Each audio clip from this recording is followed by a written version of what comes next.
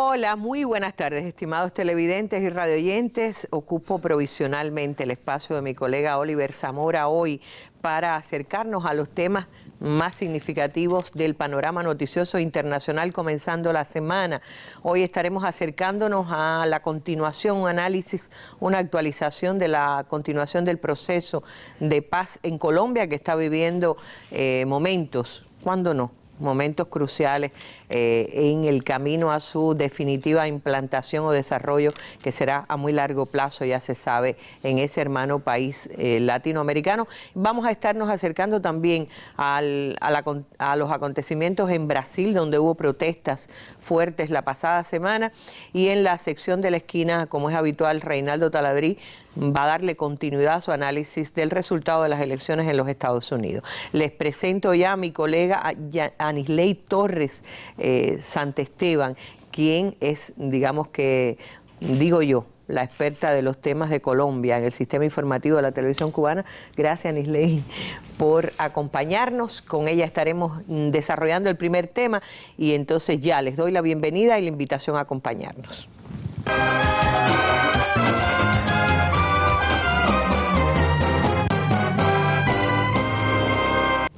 Bueno, antes de comenzar, como es habitual, la noticia del día. Aunque no hay mucha noticia en el día de hoy, no ha sido un lunes de demasiada noticia. Las noticias estuvieron más bien marcando el panorama. Ayer, cuando se supo, por ejemplo, que ya Hillary Clinton supera en 1,7 millones de votos los que obtuvo es decir, populares, ya se sabe, pero el resultado parece que no se va a cambiar a la altura de estos asuntos, porque Estados Unidos tiene su sistema electoral de votos electorales y es algo que no me toca analizar, no nos toca analizar hoy.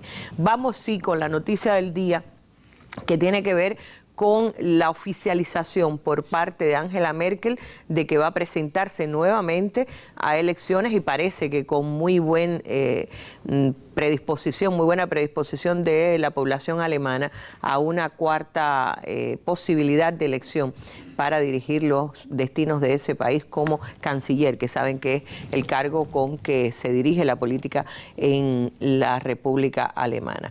Entonces vamos con la noticia del día y enseguida estamos de vuelta.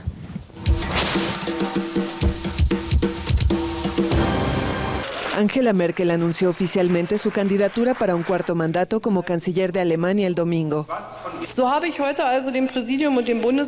Hoy le dije a mi partido, el CDU, que estaba lista para postularme otra vez para representar al CDU.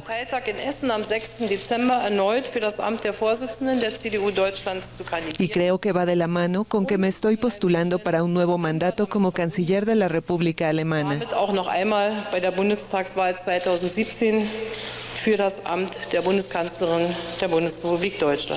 Anunció que la elección legislativa prevista para septiembre u octubre de 2017 será más complicada que ninguna otra desde la reunificación alemana en 1990.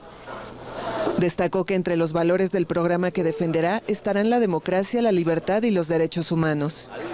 Estamos enfrentando luchas de poder en Europa y globalmente, por nuestros valores, nuestros intereses, y dicho con simpleza, por nuestra forma de vida. Merkel, de 62 años de edad, está en el poder desde 2005 y ostenta el récord de longevidad en el poder entre los dirigentes occidentales. Según una encuesta publicada por la edición dominical de Bild, el 55% de alemanes desea que Merkel siga en el cargo frente a un 39% de opiniones contrarias. Bueno, más detalles seguramente tendrán ustedes el próximo miércoles. Habrá mesa redonda sobre tema europeo, una región del mundo donde avanza la derecha y de forma alarmante en las tendencias electorales para el próximo año. Pero es todo lo que tiene que ver con esta noticia del día que hemos comentado. Entramos ya en la materia, o en el primer tema de la mesa comenzando la semana. Nos acercamos a los avances del proceso de paz en Colombia.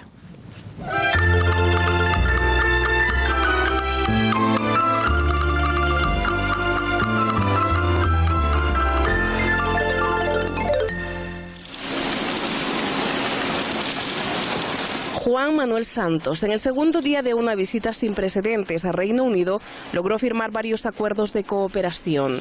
En la reunión con el ministro de Energía y Cambio Climático, Nick Hurt, suscribió un convenio de 20 millones de libras en biodiversidad y desarrollo de nuevas medicinas. Además, se reunió con la primera ministra Theresa May en la famosa casa número 10 de Downing Street. Mientras el Reino Unido se prepara para salir de la Unión Europea, yo estoy determinada para asegurar que el país llegue a ser el campeón del libre comercio. Esto significa aumentar el comercio con economías que crecen rápidamente como Colombia. Hoy lo cristalizamos con una cooperación nueva en sectores petroleros y gasíferos con la inversión de 1.000 millones de libras para estimular inversiones en proyectos de salud rural y energías renovables y un convenio histórico de doble imposición para proveer más seguridad para los negocios y los empleados de ambos países. El tema del acuerdo de paz con la guerrilla de las FARC nunca salió de los debates. May prometió ayuda de 7,5 millones de libras para el desminado y 25 millones de libras más para el desarrollo urbano de Colombia en zonas afectadas por el conflicto armado. Según el presidente Santos, la implementación del acuerdo de paz con las FARC proveerá mayores oportunidades de colaboración. Francamente, la tasa de comercio es mucho menor de lo que pudiera ser. Entonces, consideramos esta oportunidad como una gran ocasión para aumentar nuestro comercio y plantear convenios aún más ambiciosos para atraer más inversión.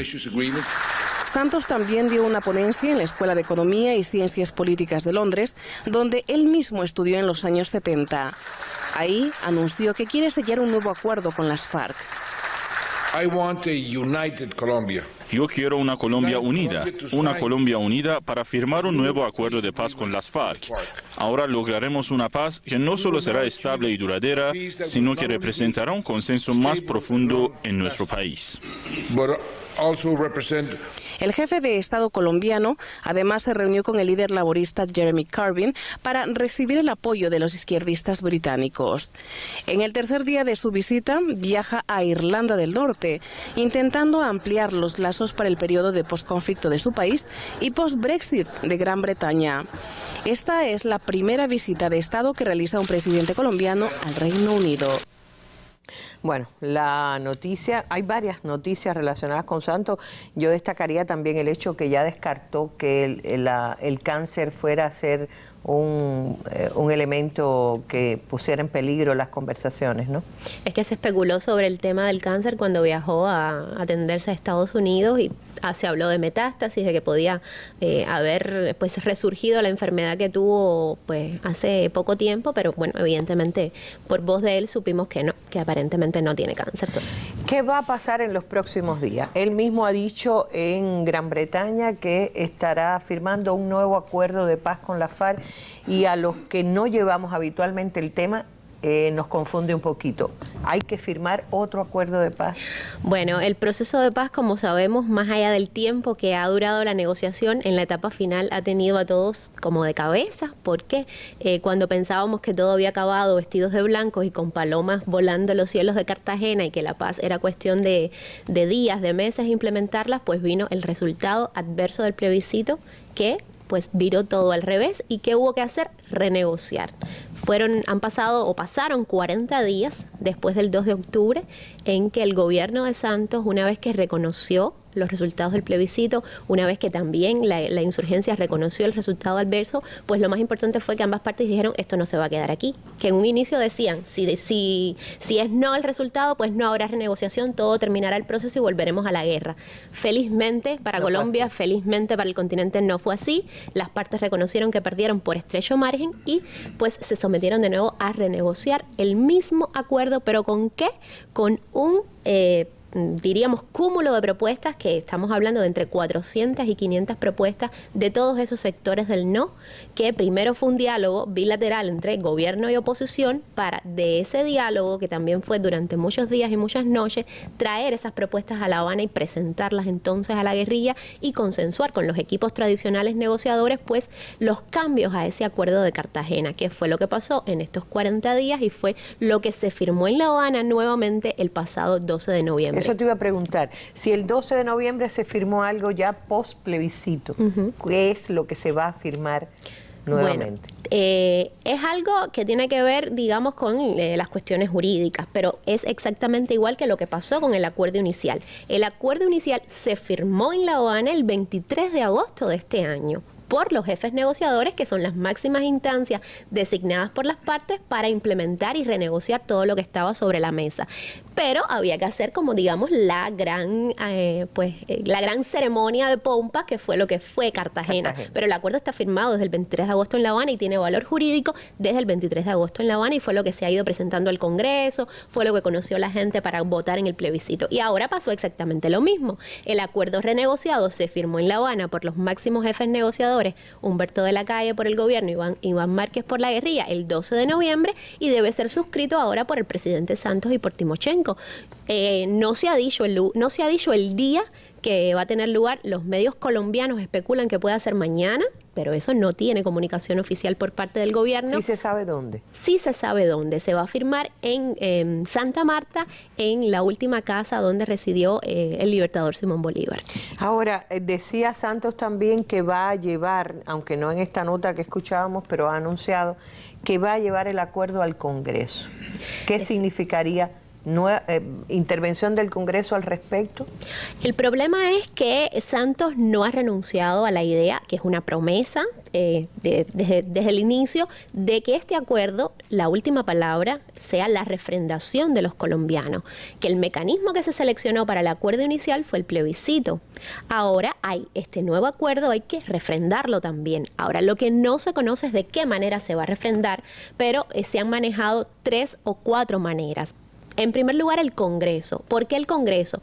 Porque Uribe, Álvaro Uribe, que es el líder de los sectores del no, el líder de la oposición en Colombia, y que ha estado todo el tiempo pues cuestionando cómo se ha llevado a cabo este proceso de paz por parte de Santos, es partidario de que el Congreso someta a revisión este acuerdo. Y Santos ha dicho recientemente el fin de semana que está de acuerdo con Uribe en que se lleve al Congreso, pero no se ha decidido. Se va a llevar el miércoles como parte de un proceso, un primer acercamiento para revisar lo que se dio, lo que se estudió, lo que se firmó, y ahí se decidirá si se va a refrendar en ese ente legislativo o si se va a manejar otra de las propuestas, que puede ser un nuevo plebiscito, lo cual sería un costo político, sabemos, importante, o hay una opción que es llamada someterlo a los cabildos abiertos, que no es más que una especie de consejos municipales, y que se apruebe así a nivel municipal este plebiscito. Y una última posibilidad, que por supuesto no se ha manejado y tendría muchísimos detractores,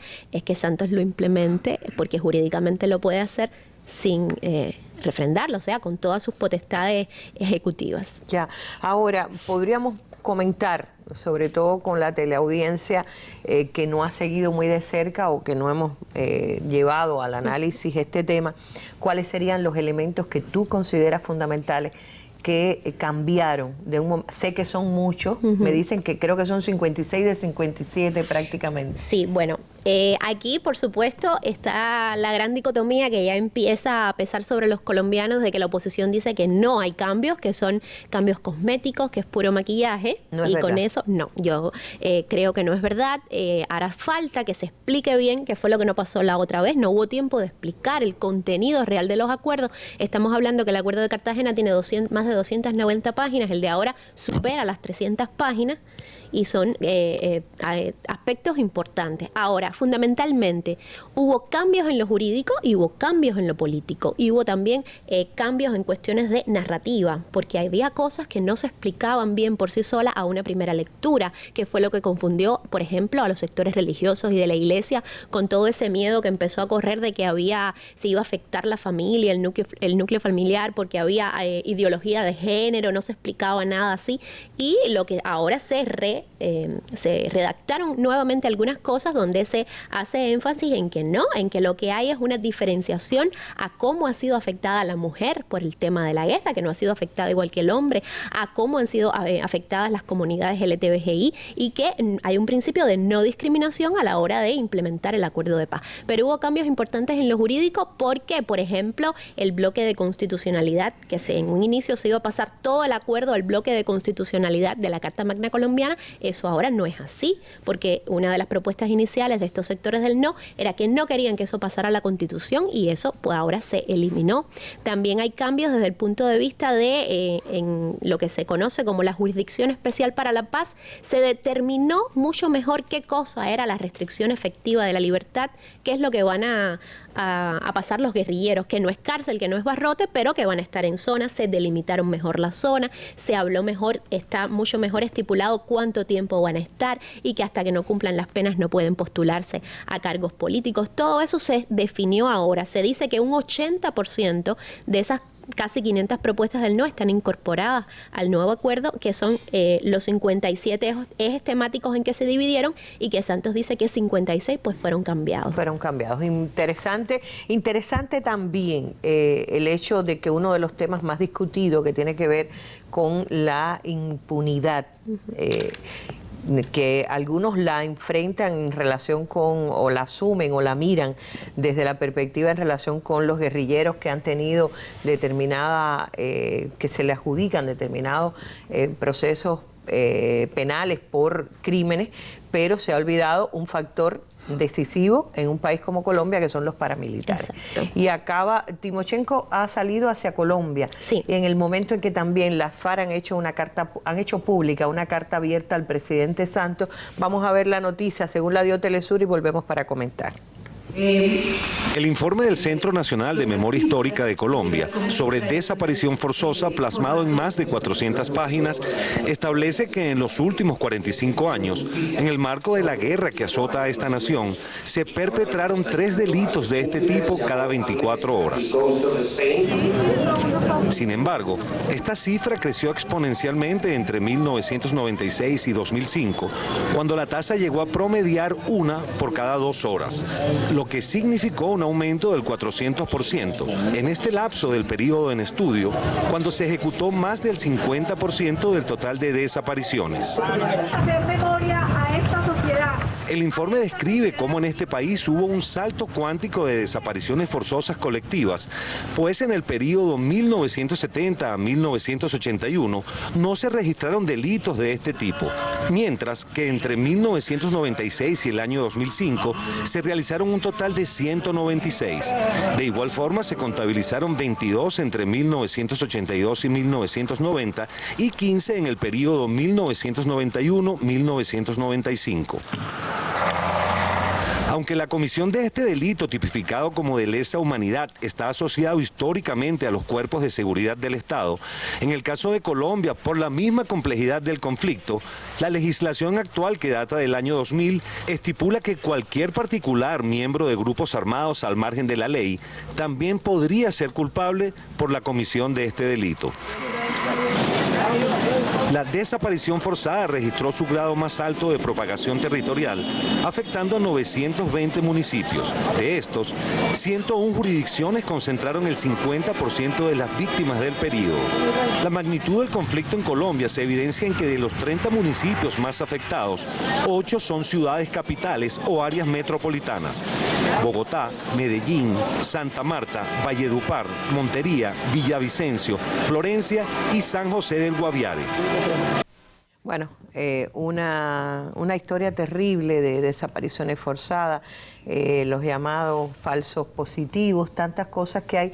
Pero bueno, yo no me refería exactamente a este reportaje de Telesur, que es muy amplio en relación con los últimos 45 años y las desapariciones forzadas, sino a la carta que ha hecho la FARC al presidente Santos diciendo que en lo que va de 2016 han asesinado a 200 líderes sociales de la izquierda. Y eso, sobre todo en un momento de proceso de paz, siempre desata las alarmas, porque hay que recordar la Unión Patriótica, que cuando se firmó aquella primera paz no duró nada, justamente porque fueron desaparecidos literalmente sus líderes. Me gustaría tu análisis sobre esto, Anislet. Sí, en efecto, el tema paramilitarismo fue de los nudos gordianos de las discusiones acá en La Habana, porque efectivamente estábamos en una mesa de negociación donde el gobierno de Santos decía que el paramilitarismo había desaparecido con aquellas negociaciones de Uribe con las organizaciones criminales de ese tipo, y que ahora lo que había son residuos de esas estructuras paramilitares, las llamadas BACRIM, las bandas criminales, y se negó todo el tiempo a reconocer que el paramilitarismo es un fenómeno vivo en Colombia, un fenómeno que está acabando con la estabilidad estabilidad de ese país y que va a golpear muchísimo si se logra la paz el posconflicto. Es la llamada guerra sucia que vaticina la guerrilla y por tanto hizo mucho énfasis la insurgencia durante todo el proceso de negociación, que eso era lo que más iba a afectar la etapa de la reconciliación, porque era muy frágil, es muy frágil que haya tantos actores armados coexistiendo en un escenario y que la culpa dónde va a caer.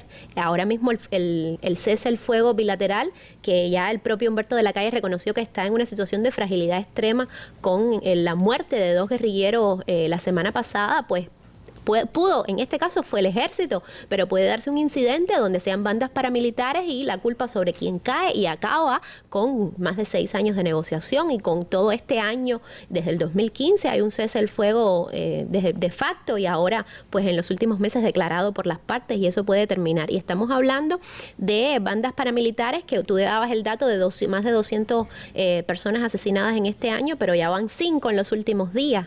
En las últimas 48 en las últimas horas. 48 horas. Y estamos hablando de líderes sindicales. ¿Por qué se mata a esta gente? Sencillamente esta gente es la que va a representar a los políticos de la FARC en los asientos del Congreso, en los curules, porque la FARC no puede ir directamente a los curules hasta tanto no se aclare su situación penal, pero esta gente sí los va a representar y hay que acabar entonces con, yo me imagino, con los cabecillas que van a representar a esto y todo, y vuelve el escenario de guerra sucia y el escenario de intimidar al que piense distinto que tanto pues se negoció en La Habana, de crear un estatuto de la oposición y reconocer al que piense distinto para no obligarlo a alzarse en armas, que es lo que ha pasado en Colombia en los últimos 50 años. Siguiendo tú estos 4 años el proceso de paz desde aquí, desde La Habana, acabas de ir también a Colombia, acabas de vivir dentro y investigar y entrevistar a muchísima gente dentro de Colombia.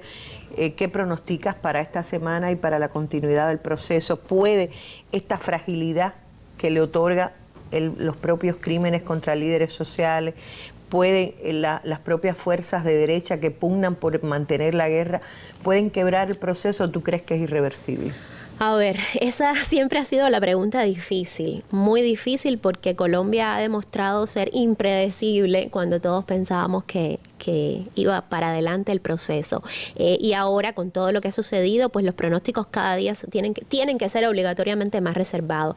En primer lugar, porque la oposición tiene fuerzas, lo demostró en el plebiscito, una sociedad totalmente polarizada y una sociedad con una oposición que está afilándose los dientes para las elecciones en 2018 y haciendo de todo esto ya banderas políticas para ganar las elecciones en 2018.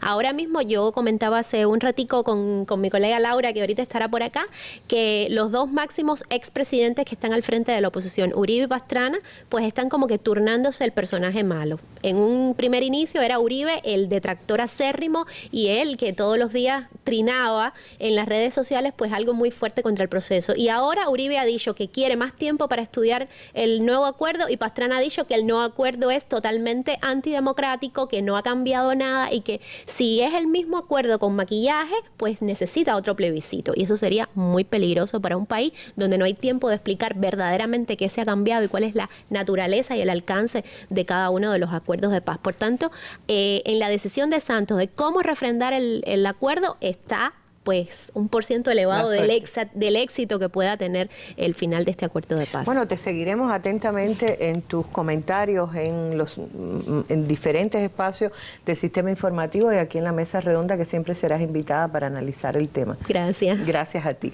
Bueno, vamos a hacer la pausa. Recuerden, vamos con Taladrí a seguir hablando un poquitico de las elecciones en los Estados Unidos que tanto están dando que hablar todavía. El más amplio análisis de los acontecimientos que marcan al mundo, con reconocidos periodistas y especialistas de temas globales y regionales. Los temas internacionales en la mesa redonda. Nuestras armas son las ideas.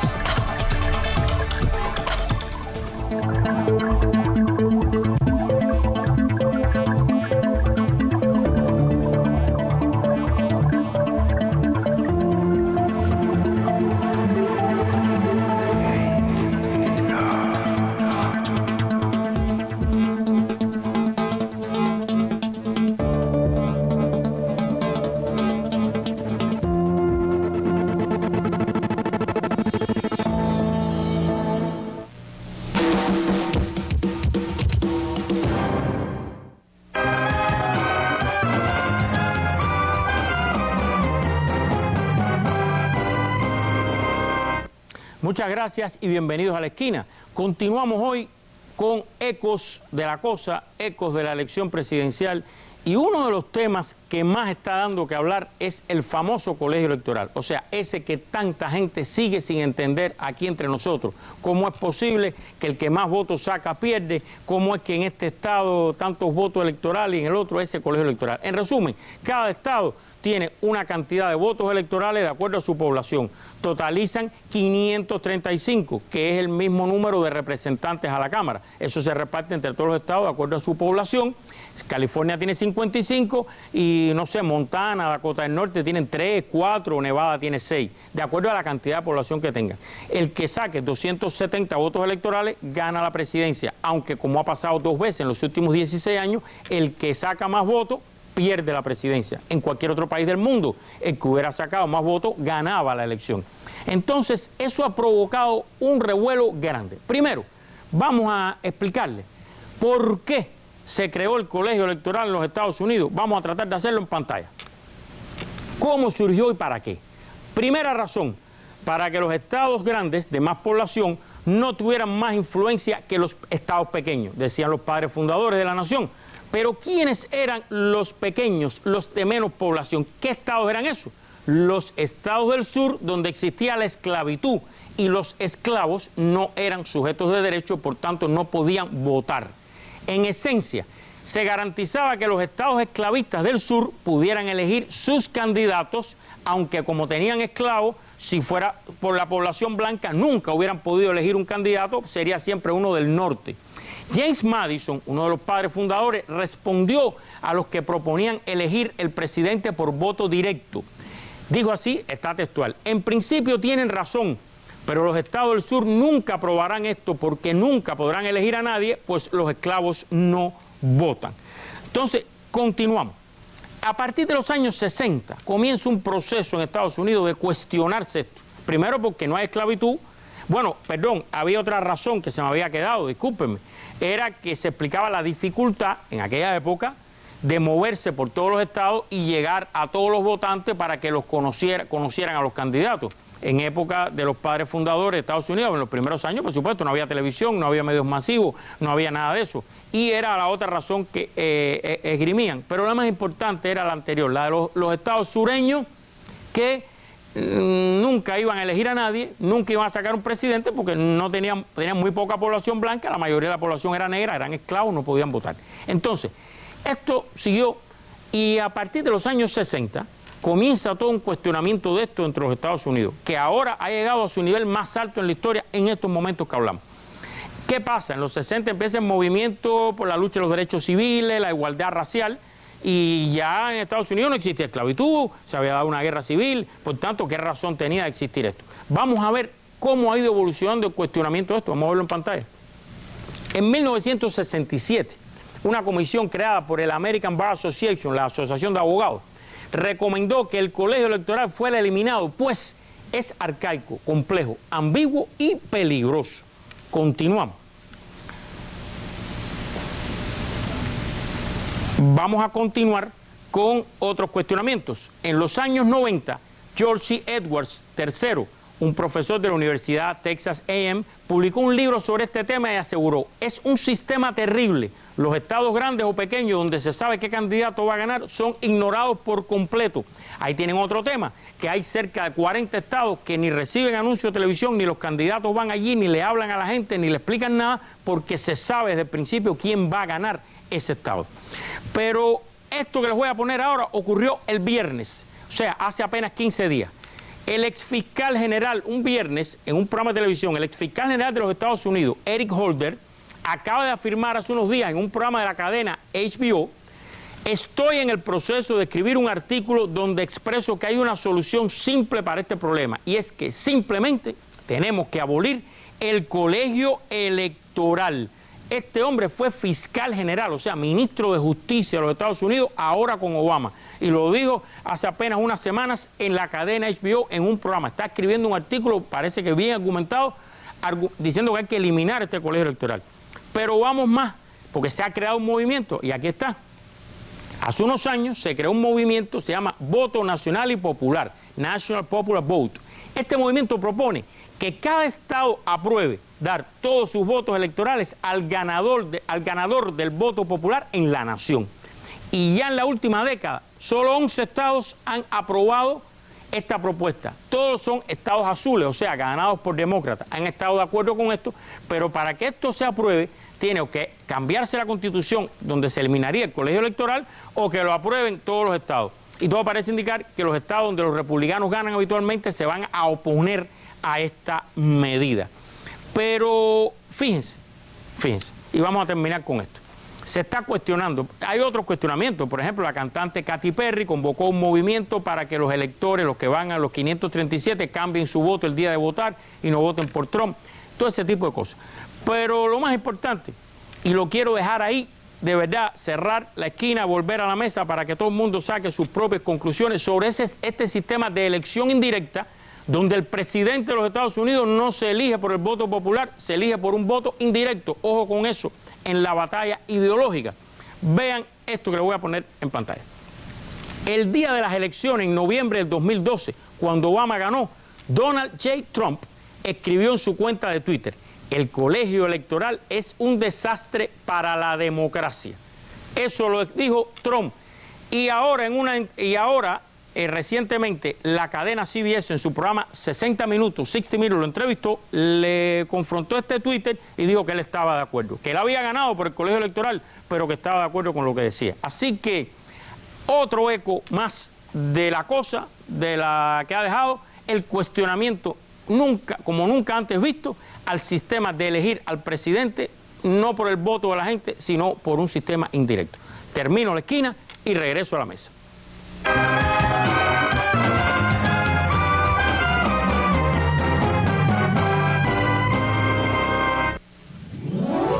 Este martes y jueves, en la Mesa Redonda, producción y comercialización de materiales de la construcción.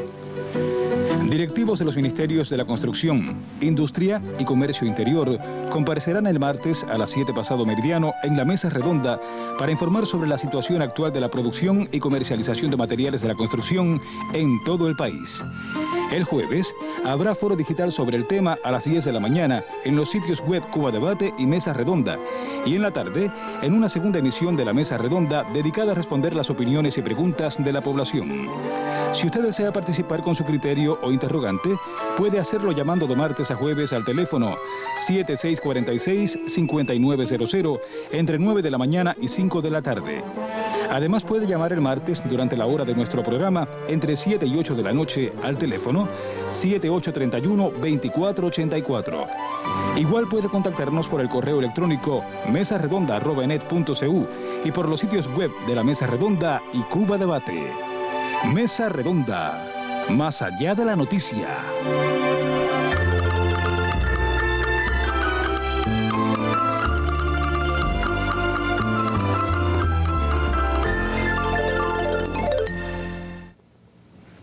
Y entramos ya con el segundo tema del día. Estamos hablando de la situación en Brasil, que aunque los grandes medios no hablen de lo que está ocurriendo, las protestas no han cesado realmente desde que se instaló el ilegítimo gobierno de Michel Temer, y vamos a estar analizando la situación, cómo evoluciona en los últimos días con Laura Becker Paseiro, periodista de las páginas internacionales del diario Granma. Gracias, Laurita, por aceptar la invitación. Y vamos a comenzar con un reportaje que publicó la cadena Telesur sobre el asalto al Congreso de Brasil por manifestantes indignados con los recortes a las, digamos que las ventajas sociales que habían abierto los gobiernos del PT durante los periodos anteriores. Unos 60 manifestantes han irrumpido en el plenario de la Cámara de Diputados en la capital, destruyeron una puerta de vidrio causando heridas a algunas personas que se encontraban en el interior. De esta manera han expresado su indignación por el conocido Lava Jato. Como medida contra la corrupción, algunos hasta han exigido una intervención militar. Al mismo tiempo, en Río de Janeiro, más de 10.000 activistas se manifiestan contra el recorte en planes fiscales. Se prevé la disminución del salario de los empleados públicos y una reducción de las pagas extra, entre otras medidas. La policía ha aplicado gas lacrimógeno y pimienta para controlar a los manifestantes cuando se acercaban a la Asamblea Legislativa. En total, unos 500 agentes de la Fuerza Nacional están desplegados en esa zona. Además, en la misma ciudad fue detenido el exgobernador Antoni Garotinho por supuestamente comprar votos en las elecciones municipales. El juez ha sostenido literalmente que el imputado se asoció con diversos personajes con la intención de practicar miles de veces este fraude. Bueno, no es Telesur, perdón, es Russia Today, pero igual creo que son dos cadenas excepcionales en el abordaje de estas protestas, ¿no? ¿Qué es lo que están reclamando en concreto? Ya sabemos que son es decir, contra los recortes sociales, contra algunas medidas de Temer, pero las manifestaciones, hasta donde yo entiendo, no se han interrumpido desde que Temer se apropió brutalmente del poder en Brasil. Buenas noches, Arlene, a ti, a la teleaudiencia de la mesa. Lo que estamos viendo en Brasil ahora mismo nos sorprende, lamentablemente, desde que Michel Temer asumió ese gobierno provisional que se apropió de esa presidencia, como dice, de esa forma tan ilógica, tan ilegal. Tan ilegal, exacto, tan ilegal. Era de esperar que la sociedad brasileña despertara en algún momento. O sea, en algún momento cuando Temer lo dijo antes de asumir, cuando ya estaba en proceso bastante adelantado, ese proceso de impeachment contra la presidenta electa constitucionalmente, Dilma Rousseff, lo dijo que iba a implementar un paquete de medidas neoliberales escudado en el tema de la recesión económica que está afectando a Brasil. Y el tema de Brasil aquí es complicado. La economía siempre tiene, cuando uno analiza estos procesos, tiene que ver la cuestión económica, que es como, yo lo veo como el asunto medular aquí en todos estos vaivenes y en todas esas crisis políticas que pueden existir en algunos países latinoamericanos. En el caso de Brasil venía con 3 años de crecimiento negativo, con una de las mayores economías de la región, que era fue vendida como la locomotora de Sudamérica en su momento, en una época de bonanza económica también, lo que le permitió a los gobiernos, sobre todo en los primeros mandatos de Lula, implementar programas sociales que lo ubicaron como ejemplo en la ayuda a los desfavorecidos. O sea, programa Hambre Cero y otros programas. Mi Casa, Mi Vida, etcétera, que todo eso lo hacía con el dinero del Estado, obviamente, ahí no había ningún tipo de participación de una empresa extranjera, ni mucho menos. Era un compromiso de gobiernos petistas con la población y era también cumpliendo estas promesas electorales que ubicaron a Brasil, como decía, como ejemplo de estos avances sociales. Sin embargo, llega Temer a Palacio de Planalto, todos hemos visto un proceso cómo fue, lo analizamos desde hace un año ya, en diciembre, bueno, ahora en diciembre va a ser un año que se cumple todo ese inicio de ese proceso en Brasil, como desde que se anuncia en diciembre de 2015 por Eduardo Cunha, cuando en aquel momento era líder de la Cámara de Diputados del Congreso brasileño, que se iba a iniciar un proceso de destitución de la presidenta Rousseff. En Brasil, como en estos países están en épocas ahora de Navidad, etcétera, entonces ellos recesan transmisiones, por decirlo de alguna forma, desde diciembre hasta marzo. Vienen los famosos carnavales de Río, o sea, el país se paraliza completamente. Si a eso uno le suma una crisis política desde que como tal estalla, ¿no?, en marzo, que un proceso que termina en agosto, es casi todo el año pendiente de cómo se va a desenvolver el país políticamente. Esto económicamente aleja al inversor extranjero, obviamente, porque dice, estas agencias calificadoras de riesgo hacen lo que intentaron hacer con Venezuela en los momentos más difíciles de la crisis económica, sobre todo en finales de 2014 en Venezuela, cuando le dan estas agencias calificadoras de riesgo, le dan notas degradantes a estos países y dicen que no, que como tiene una convulsa crisis política, no es seguro invertir ahí. Entonces, ¿qué hace el inversor extranjero? Se aguanta y dice, bueno, mi plata yo no la voy a poner aquí porque es un riesgo. Entonces, un país que está paralizado políticamente, un país que yo insisto en la idea de que quienes pensaron que sacar a cualquier líder del PT para no personalizar en Dilma Rousseff, O sea, no vamos a personalizar. Si no sacara al PT del gobierno en Brasil, pensó que se iba a resolver la crisis económica, estuvo errado todo el tiempo, porque los números siguen en rojo. Viene ese déficit fiscal que está cercano a los 50.000 millones de dólares. O sea, ya 3 años consecutivos, no es un espacio ahí de paréntesis, no, viene ya 3 años arrastrando esa crisis económica. Eso está provocando desempleo, hay 12 millones de desempleados, está habiendo un retroceso social. Entonces, esas conquistas hace 13 años, parece que o sea, lo que está pretendiendo Temer con este paquete de ajuste neoliberal, con este ajuste fiscal, es retroceder. Como se ve, es un retroceso bastante delicado, por decirlo de alguna forma, de las conquistas sociales. Él está pidiendo que ya es un proceso que se votó en Cámara de Diputados en segunda discusión y se aprobó. Ahora hay que esperar en diciembre y lo más probable es que se apruebe por el Senado.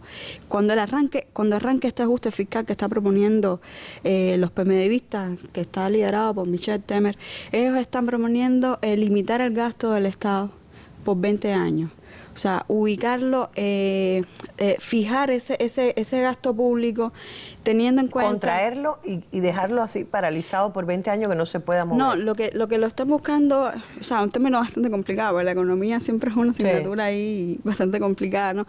Pero como se ve, o sea, bastante simple es, ellos están buscando que ese gasto público... no crezca. Se quede el techo, que se fije, o sea, que el Estado, el dinero que el Estado diga para invertir en, ojo, salud y educación, principalmente, es donde está invirtiendo el Estado, que se module según una categoría, el término económico no sé exactamente, pero es una categoría que es el índice de precio al consumidor. O sea, que tenga en cuenta la inflación también. En Brasil la inflación se controló, pero estuvo el año pasado, en diciembre del año pasado, el real se estaba devaluando mucho. O sea, no llega a la devaluación particular, decirlo de alguna forma, que hay en Venezuela, que ha sido, o sea, un factor ahí económico bastante desestabilizador junto a la guerra económica que como no sabemos. Pero sí, cuando empieza a devaluarse el real, que es la moneda local frente al dólar, que llegó a estar a 6 reales con todo este proceso de Dilma, del impeachment andando, ahora hoy está ubicado en 3.35 reales respecto al dólar. Ellos tratan de tener esa moneda local que se fortalezca. Entonces, cuando ellos buscan, por ejemplo, lo que están buscando es que si una manzana, hoy lo estábamos hablando en la redacción, cómo explicarle esto a la gente para que entienda por qué hay protestas sociales, por qué seguirán las protestas, este estallido social en Brasil que se esperaba. Pues sencillamente, una manzana que estaba en el mercado a 4 reales en diciembre, si en enero está a 6 reales, ese índice de atención al consumidor, de protección al consumidor, es lo que va a fijar ese dinero que va a tener, es lo que va a limitar el gasto público del Estado. Porque ese déficit... El índice de precio al consumidor. Exactamente. Porque ese déficit es nada más y nada menos que el Estado está gastando más de lo que está ingresando. Entonces el Estado funciona como una empresa. Si lo vemos de esa forma, una empresa no tiene plata para poder invertir. Entonces Temer dice, bueno, la economía está en números rojos y la culpa es de los programas sociales del PT. Porque lamentablemente para este gobierno ahora en Brasil es una carga. Hay que verlo así. Es una carga. Ellos ven esos programas sociales como una carga del Estado, cuando no tiene que ser así. Cuando la propia Dilma intentó en su segundo mandato, lo que nunca lo pudo aplicar, porque se sumó en todo este proceso complicado, el tema de hacer un ajuste ahí para que le dieran las cuentas a final de año y seguir con estos programas sociales. Hay otra ley también que está, otra cuestión, porque no solo el tema del ajuste fiscal, este es el más, de todas las medidas, la más visible. Y la más dura también, porque se está reflejando ahí en el bolsillo del brasileño de a pie, no que el brasileño que tiene su jet privado, ¿no? Y por eso es que la gente está reaccionando y entonces está buscando cómo defender sus derechos. Yo creo que la izquierda también ha despertado, quizás si uno se pone a analizar de ese letargo y ese impacto que, bueno, mira, nos están arrebatando las conquistas, vamos a Yo creo que funcionó en cierto grado el discurso del PMDB y de Temer, en el sentido de que la economía brasileña estaba afectada por un exceso de socialización de la riqueza nacional. Exacto. Mismo discurso de Macri en Argentina, es decir, un poco... Es la misma receta neoliberal. La misma receta, pero nuevo. Justamente... en las últimas horas se escuchaba a Temer, se escuchaba al gobierno de Temer hablar, que por cierto, hablamos de provisional, y él llegó con un carácter provisional y está actuando con un carácter tan permanente. Yo estoy segura que Temer, si me está escuchando, si nos está escuchando, no sé cómo lo pensaría, pero él en ningún momento, estoy segura, él pensó que eso fue provisional. No, eso él fue un desde golpe que asumió, él sabe, o sea, además está actuando de esa forma. Él puede decir lo que él entienda, pero está actuando a largo plazo. A largo plazo. Y la prueba es que ha convocado al sector privado a desatar mucho más su intervención dentro de la economía, es decir, la privatización, que es en definitiva el plan que estaba detrás de la operación para sacar del poder al Partido de los Trabajadores. Por eso la protesta de las últimas horas también del expresidente, que sigue siendo líder de los trabajadores en Brasil, Luis Ignacio Lula da Silva, contra el cual se siguen encaminando procesos para tratar de evitar que vuelva a tomar las riendas del poder en Brasil. Pero vamos a ver un resumito que publicó Telesur sobre sus precisiones, sus denuncias en las últimas horas en Brasil. El expresidente de Brasil, Luis Ignacio Lula da Silva, criticó la entrega de las riquezas de Petrobras a empresas extranjeras por parte del gobierno golpista de Michel Temer. En un acto con los trabajadores de la industria del transporte marítimo en Río de Janeiro, el expresidente advirtió sobre el desmantelamiento promovido por los sectores neoliberales del actual gobierno de facto para debilitar toda la cadena de producción y así entregar las plataformas de los grupos a extranjeros. Lula da Silva instó a los trabajadores a reaccionar ante este tipo de medidas y también a defender los logros obtenidos durante las gestiones progresistas.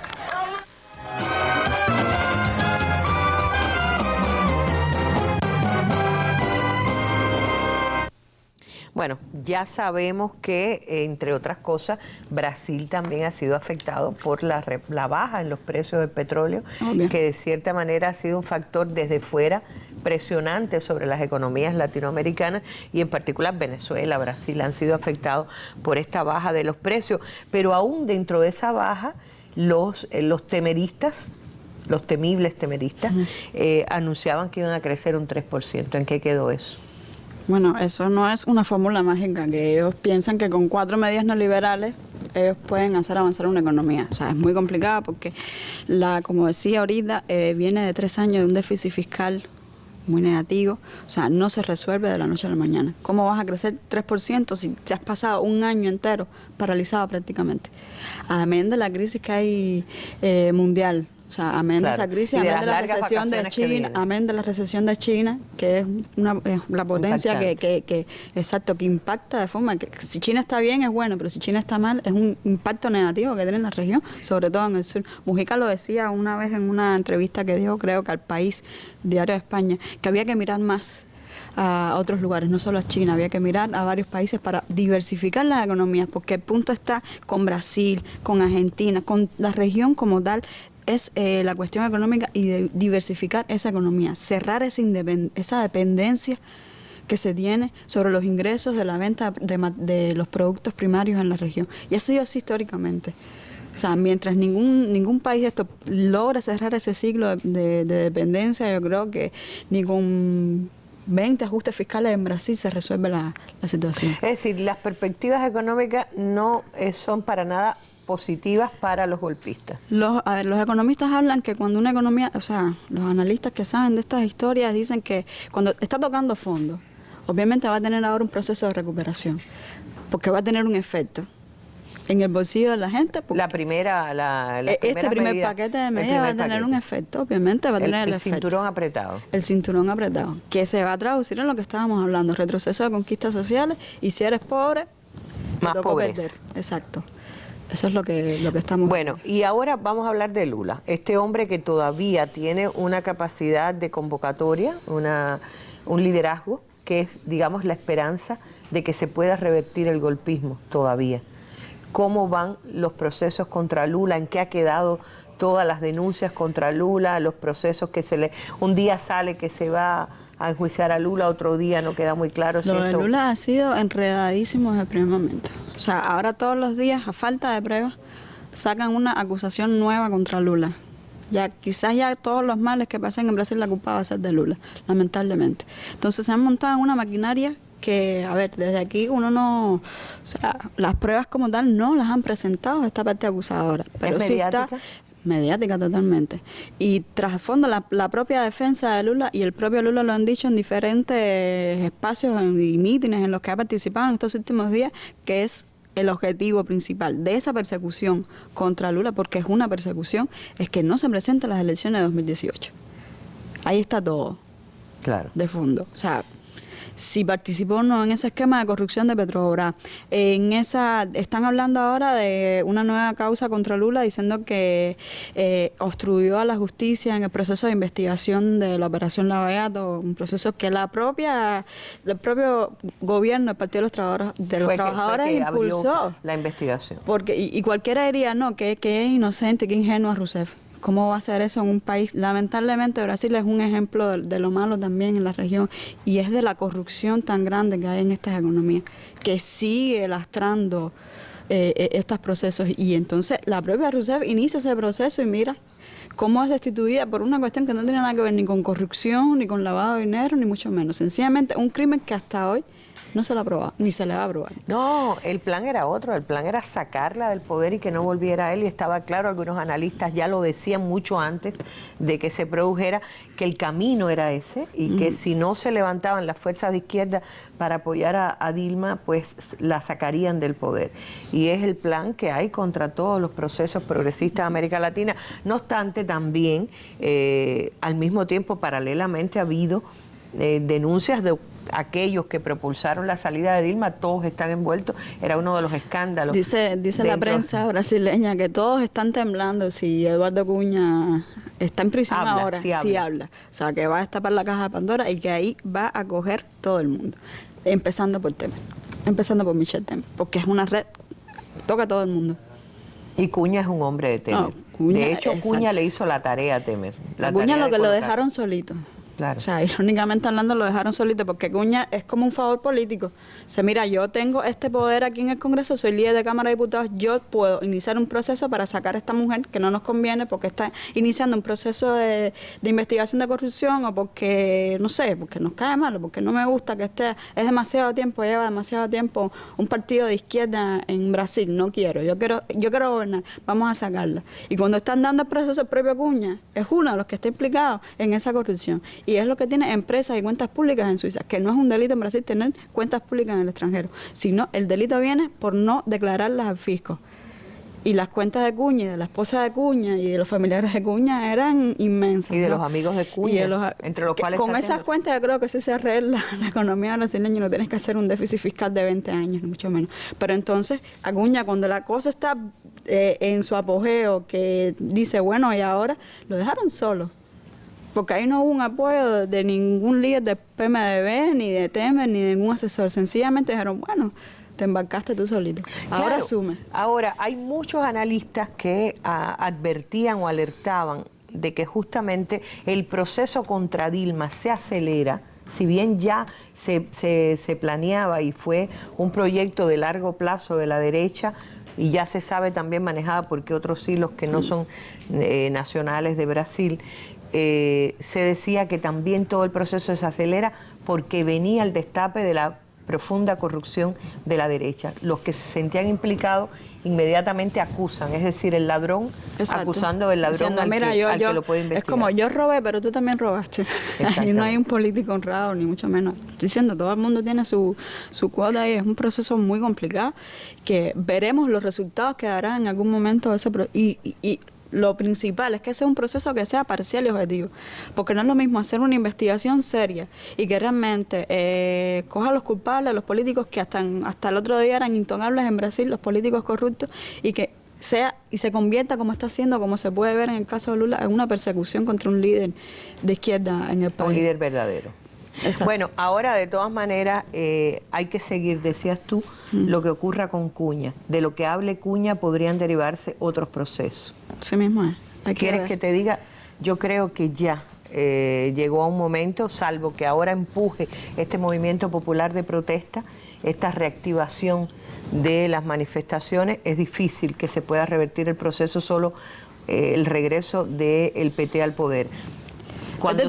El PT, disculpa la interrupción, yo creo que, y siempre lo dijimos aquí cuando se analizó ese tema, el PT, cualquier grupo, agrupación de izquierda ahora mismo en América Latina o de centroizquierda, para no verlo en blanco y negro, ¿no? Yo creo que tiene que usar estos momentos, estos golpes que les están dando, que están siendo bastante frecuentes, para analizar qué es lo que está haciendo mal, los errores, y entonces vamos a tomar un proceso de descanso, de paréntesis, y vamos a recomponer esa fuerza para entonces, con esas mismas reglas, lamentablemente, porque, o sea, mediáticamente, por muy izquierdista que tú puedas, te hacen falta 40 Telesur para tú poder competir con Globo en Brasil. Que no hay. Es demasiado. Y por eso a Telesur han querido irlo apagando y lo han ido apagando donde han podido. Dilma decía, era lo que quería terminar de decirte, Dilma había dicho que cuando saliera iba a dar un recorrido por algunos países denunciando el crimen del que había sido objeto, es decir, una denuncia falsa y todo eso. ¿Qué ha pasado con Dilma? ¿Dónde está? Dilma... No se habla. No se habla de Dilma. Dilma apareció, dio varias entrevistas, las primeras entrevistas que dio a medios extranjeros después de esa destitución, denunciando lo que siempre dijo, que era un golpe de Estado en su contra, etcétera, etcétera. Pero ahora mismo yo creo que está como que viendo los errores que se cometió, cómo se puede resolver esa situación, apoyando también a Lula.